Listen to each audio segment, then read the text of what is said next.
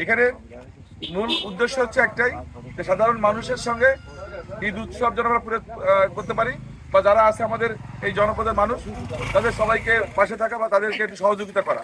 এখানে এটা সম্পূর্ণ প্রধানমন্ত্রীর ব্যক্তিগত উদ্যোগে সারা বাংলাদেশে এটা করা হয়েছে। আমরা যেহেতু নতুন সরকার গঠন করেছি, আমরা চেষ্টা করছি সাধারণ মানুষের পাশে থাকার জন্য এবং এই উৎসবটা যেন তারা সুন্দরভাবে পালন করতে পারে সেই জন্য আর্থিক সহ অন্যান্য যে অনুদানগুলো আছে আমরা সেগুলো দিচ্ছি।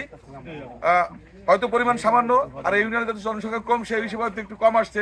আবার দেখা যাচ্ছে যে আমাদের উজলপুর ইউনিয়নের জনসংখ্যা অনেক বেশি, টোটাল 18%, 18.5%-এর মতো বেশি, মানে আমাদের এই থানা যা আছে প্রায় 20%-এর মতো হচ্ছে শুধু উজলপুরে আছে আমাদের এলাকার জনগণ। তো যাই হোক, আমরা ওনার পক্ষ থেকে আপনাদের শুভেচ্ছা জানাচ্ছি এবং সবার জন্য ঈদের শুভেচ্ছা জানাচ্ছি। আমাদের যেহেতু এখানে উপজেলা নির্বাহী অফিসার থাকার কথা ছিল, ঈদের ছুটি শুরু হয়েছে, আমি ম্যাডামকে বলেছি অসুবিধা নাই, আমাদের এসিল্যান্ড মহোদয় থাকলেই হবে, আমরা এখানে থাকবো। পাশাপাশি আমাদের থানা বিএনপি নেতৃবৃন্দ আছে, এলাকার গণ্যমান্য ব্যক্তি আছে, ইউনিয়ন বিএনপি নেতৃবৃন্দ আছেন। আমরা সবাইকে ধন্যবাদ জানাচ্ছি। আমরা আশা করবো ইনশাল্লাহ আগামীতে আমরা সবাই মিলে একসঙ্গে এখানে বসবাস করবো একটা সুন্দর পরিবেশে, এবং এখানকার যে ভ্রাতৃত্ববোধ, এখানকার যে সম্প্রীতি, সেগুলো আমরা ধরে রাখবো এবং সবাইকে নিয়ে আমরা প্রত্যেকটা অনুষ্ঠান উদযাপন করব। এবং এলাকার ভিতর যে আমাদের যে একটা নিজেদের যে একটা বন্ডিং আছে, যে ভ্রাতৃত্ববোধ আছে, সেটা কোনো অবস্থায় আমরা ছিন্ন করে দিব না। আর আমি এতটুকু বলবো আপনাদেরকে, এখানকার সকলে আমাকে অনেকে গেছে আমার কাছে বিভিন্ন ইস্যু নিয়ে, আমি তাদের উদ্দেশ্যে বলবো আমি ঈদের পরই আমি একটা টিম করে দিব, মানে 2 জন উকিল থাকবে, তারপরে দেখা গেলো 1 জন শিক্ষক থাকবে, এরকম দিয়ে আমি যত দরখাস্ত পড়বে থানার ওখানে একটা বক্স দিব, আপনাদের যদি কোনো অভিযোগ থাকে সেখানে জমা দিবেন।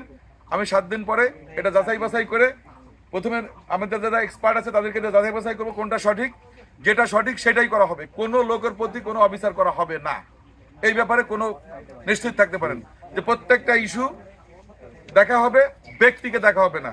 যত বড় ক্ষমতাধর হোক, যত বড় দুর্বল মানুষ হোক, প্রত্যেকে ন্যায় বিচার পাবে। সুতরাং আপনাদেরকে আমি বলবো, আজকে সকালে আপনাদের এখান থেকে কিছু লোক গেছিল, যে আপনারা হতাশ হবেন না, আমি উদ্যোগ নিচ্ছি। যেহেতু নির্বাচনের পরে মন্ত্রিপরিষদ আমাকে যুক্ত হওয়ার কারণে, আমাকে ওদিকে কিছু কাজকর্ম নিয়ে ব্যস্ত থাকার কারণে আমি এইগুলো দেখতে পারি নাই। আমি আশা করবো আগামী 2 সপ্তাহের ভিতর আমরা তালিকা করে আমরা চেষ্টা করবো প্রথমে ইউনিয়ন নেতৃবৃন্দকে ফয়সালা করার জন্য, তারা যদি না পারে থানা নেতৃবৃন্দ করবো, তারা যদি না পারে আমরা উপজেলা যে প্রশাসন আছে তাদেরকে ফয়সালা করতে দেবো। তারা না পারলে কিভাবে করতে হয় সেটা আমরা জানি, সুতরাং সেই প্রক্রিয়া যাব। আমি চাই সত্যিকার অর্থে এখানকার একটা সুন্দর পরিবেশ এবং আমাদের যে ভিতর যে একটা সুন্দর যে অবস্থা বিরাজ করছে সেটা ধরে রাখতে, কোনো অবস্থায় কেউ যেন বিশৃঙ্খলা না করতে পারে। সুতরাং আপনারা হতাশ হবেন না বা উদ্বিগ্ন হবেন না। আমি ইনশাল্লাহ শীঘ্রই, আমি আশা করছি ঈদের পরেই আমি এখানে একটা বাক্স দিব, সেখানে গিয়ে ইউনো অফিসের সামনে বা থানার সামনে যে কোনো একটা পয়েন্টে জানা দেওয়া হবে, সেখানে গিয়ে আপনারা অভিযোগ জমা দিবেন। অভিযোগগুলো যাচাই বাছাই করে আমরা সঠিক বিচারটা করার চেষ্টা করব।